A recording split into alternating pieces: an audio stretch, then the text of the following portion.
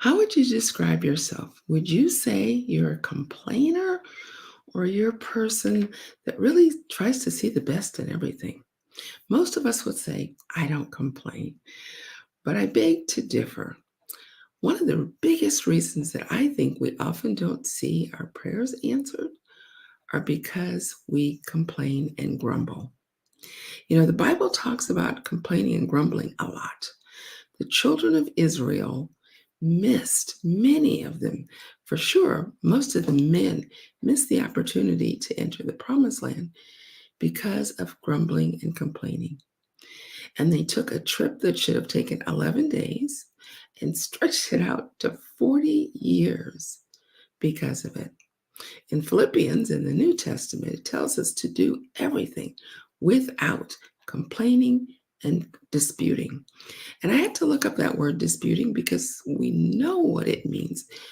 But for everyday use, we don't typically use that word.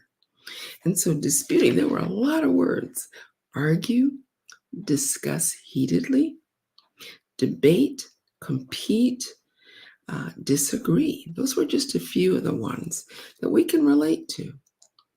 It's easy when we're, disputing with someone over something. We're arguing with someone. And yet we think we don't complain.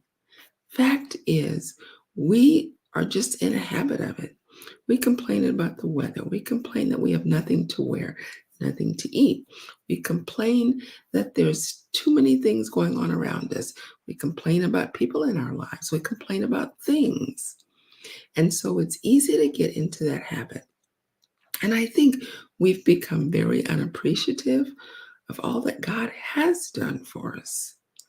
And so, one of the things I think is so critical is that we get to that place where we begin to look at things through God's lens. The delays that are in our lives are to make us better, to make us stronger. And when we complain, it's like we're a child that's, stomping our feet and we want our way. God was trying to teach the children of Israel to trust him. And that's what he's trying to teach us to do.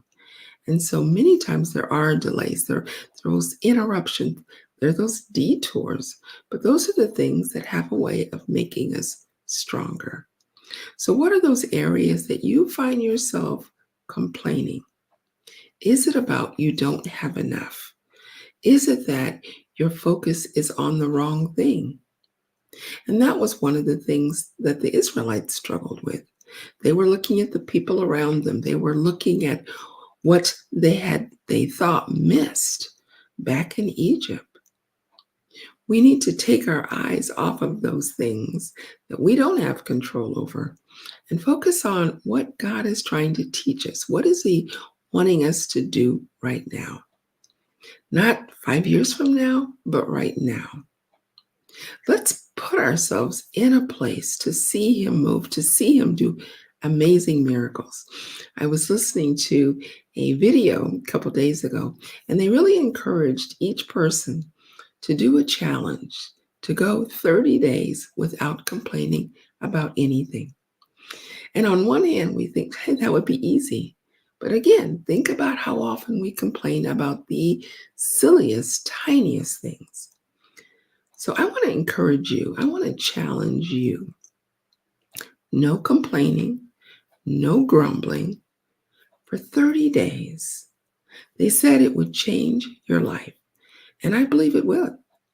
If we start, again, focusing on the positive, start seeing the ways that God is moving, and stop picking at all of those little things, whether it's about ourselves or about other people or about other things, and begin to see all that God is doing and wants to continue to do in your life.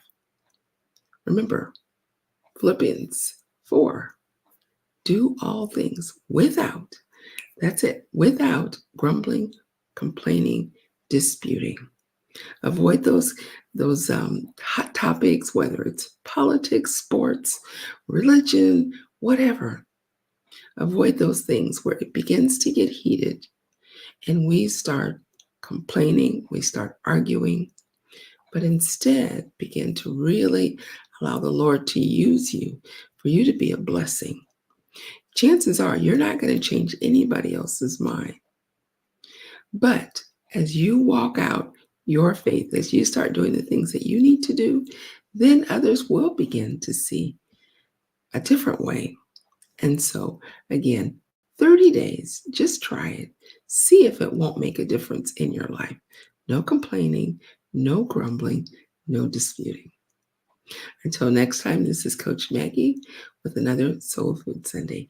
Have an awesome week and come back tomorrow for a 5-minute Monday Mindset. Take care and God bless.